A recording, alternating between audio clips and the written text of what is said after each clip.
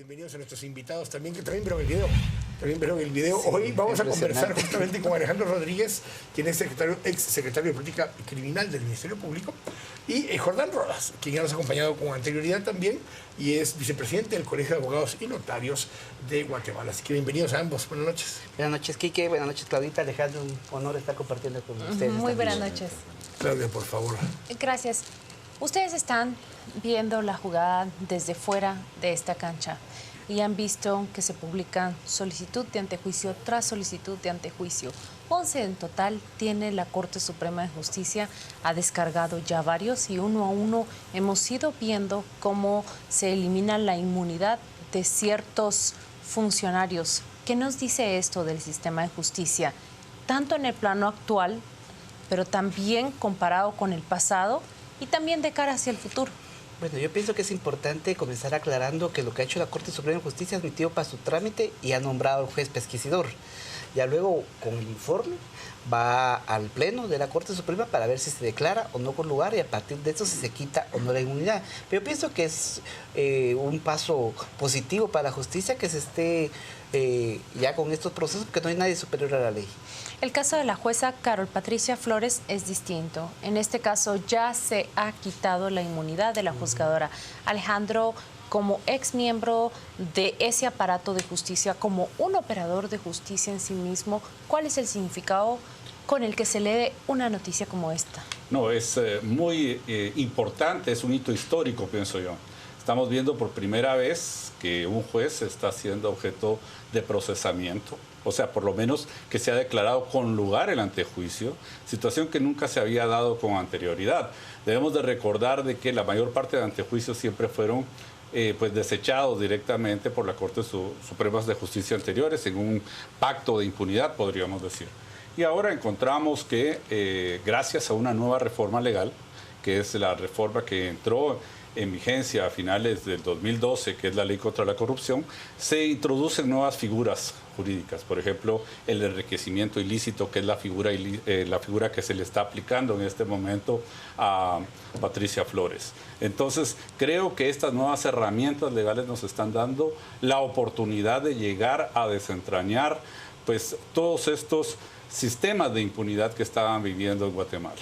Ahora, si vemos justamente el informe de la CICIG, de Iván Velázquez Gómez, del financiamiento político, del sistema político, y vemos que 50% del financiamiento viene de la corrupción y otro 25% viene incluso del tema de narcotráfico, crimen organizado.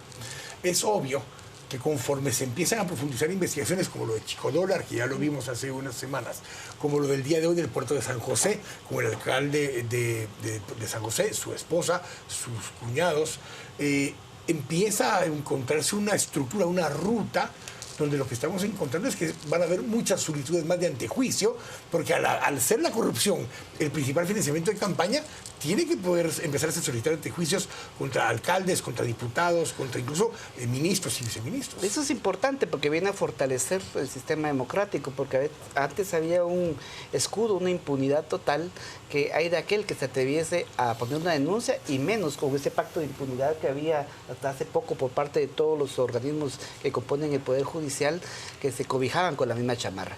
Pero ahora está pasando que antes el organismo judicial no estaba bajo el escrutinio público. Se habla de corrupción en todos los niveles, pero de los jueces y magistrados no, ahora sí. Recordemos que hay hasta un magistrado que le quitó la inmunidad también, donde hay grabaciones donde estaba recibiendo alguna cantidad de dinero por fallos favorables para determinadas partes.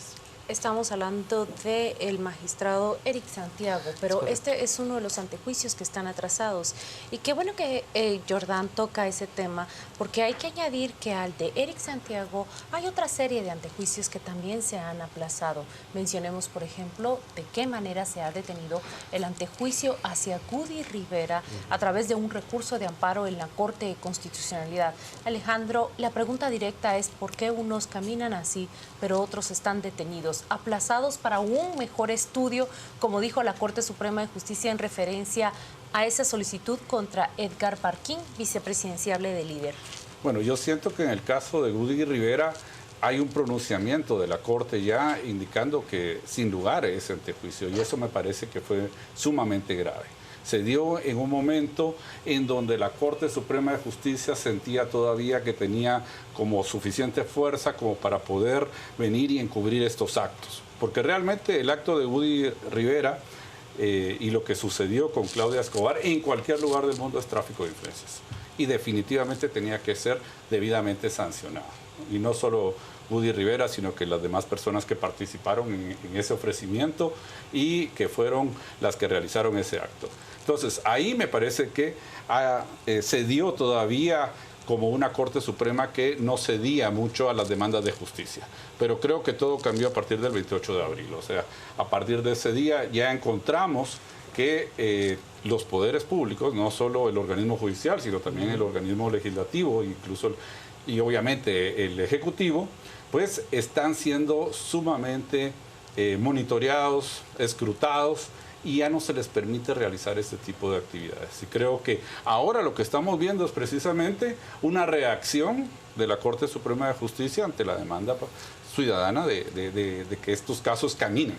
Y hay una indignación nacional. Hay una discusión incluso desde el punto de vista jurisdiccional o de doctrina en el tema de los antejuicios, porque si uno lee textualmente del artículo 14 al 17, 18 de la ley de antejuicio, es muy claro los procedimientos dependiendo en qué instancia se presentan. Pero en todos los casos, en la primera instancia, que es la Corte Suprema de Justicia, es más bien un simple gestor que recibe y reentrega, recibe y entrega.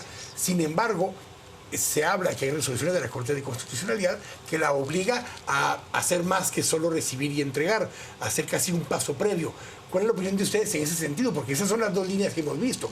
Hay casos donde simplemente recibe y lo manda al Congreso de la República o al juez pesquisidor o a la sala si correspondiera, pero hay otros casos donde lo retiene y trata de hacer una investigación propia y emitir una opinión, un criterio, como el caso de Woody Rivera. Yo soy del criterio que debe únicamente limitarse a trasladarlo, ya sea para el juez pesquisidor o la comisión pesquisidora del Congreso de la República, que son los dos casos específicos que plantea la ley.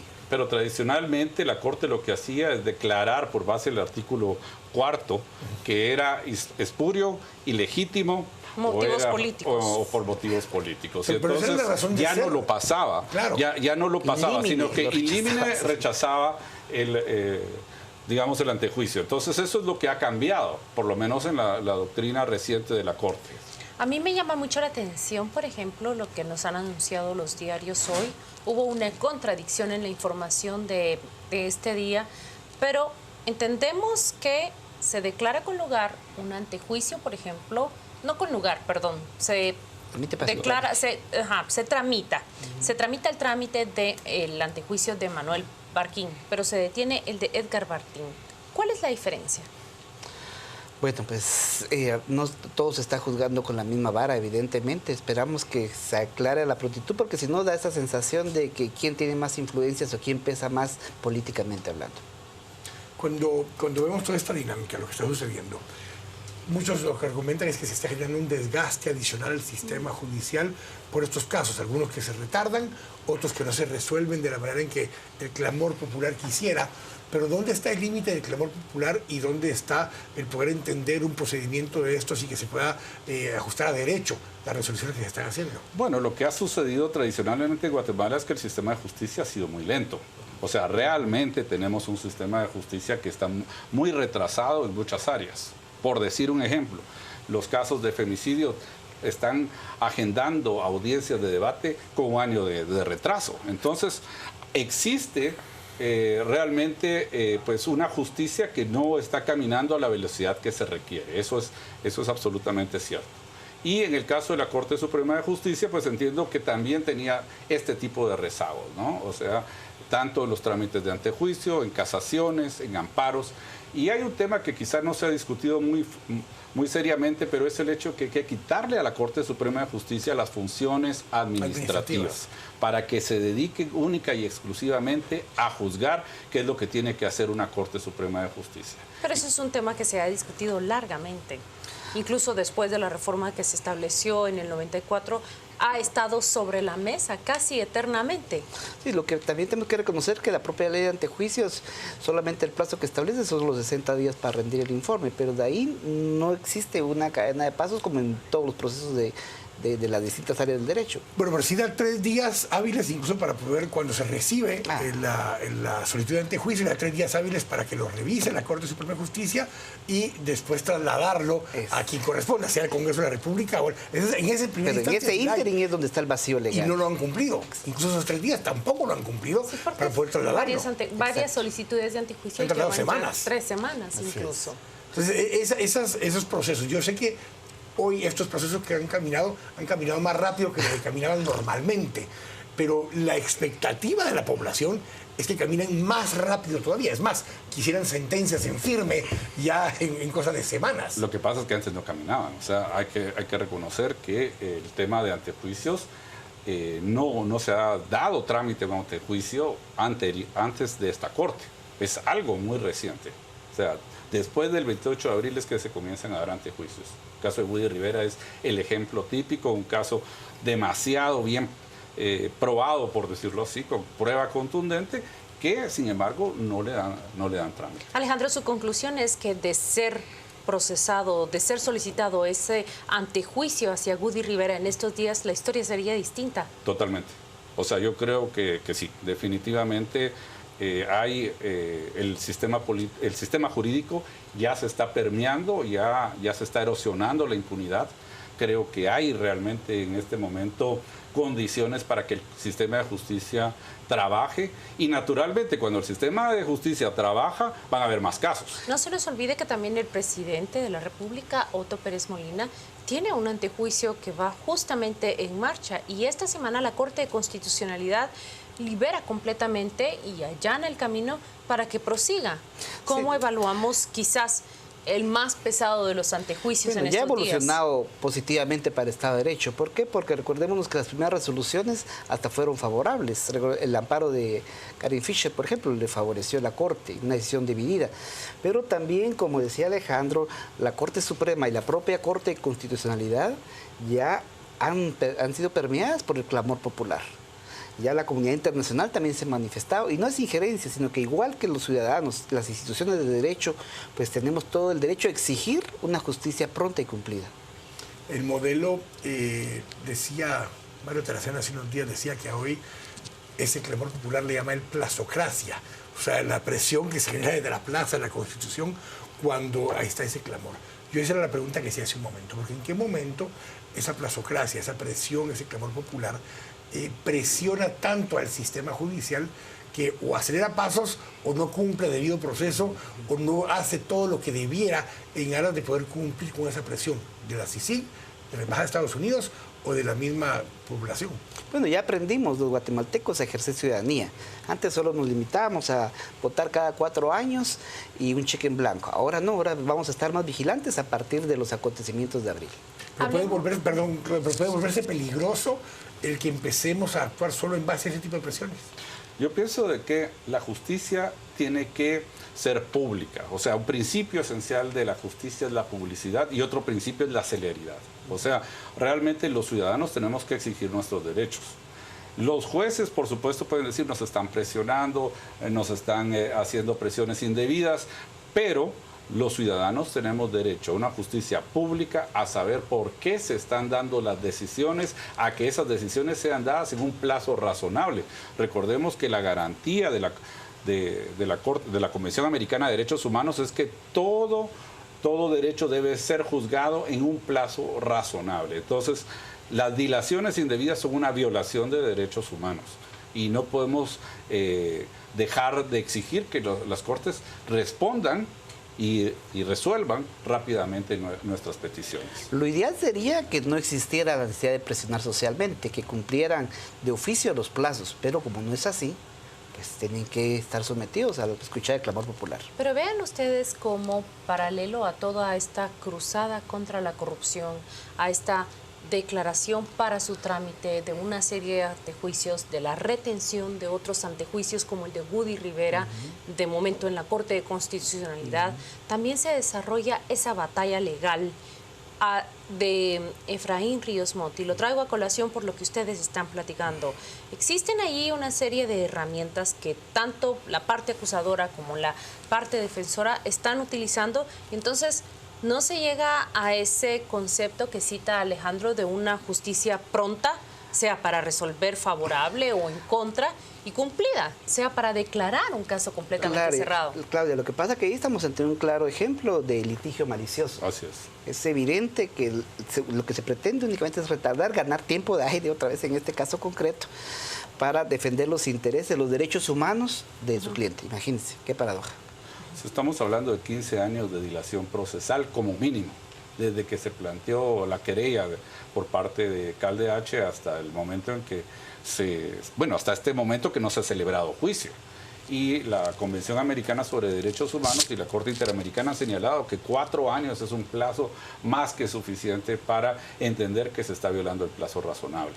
Y yo quisiera abonar en el sentido de que digamos, se están planteando amparos, se están planteando una serie de litigios maliciosos y lamentablemente nuestro sistema de justicia no está impidiendo ese litigio malicioso y es una violación a la tutela judicial efectiva que tienen los ciudadanos. Y lo cito porque son amparos, mediante la figura del amparo, que el presidente de la República, a través de una tercera persona, detiene el curso de su antejuicio. Y es también a través de ese recurso de amparo que Woody Rivera ha detenido su antejuicio al punto que se ha prácticamente relegado a un asunto olvidado, ¿no es así?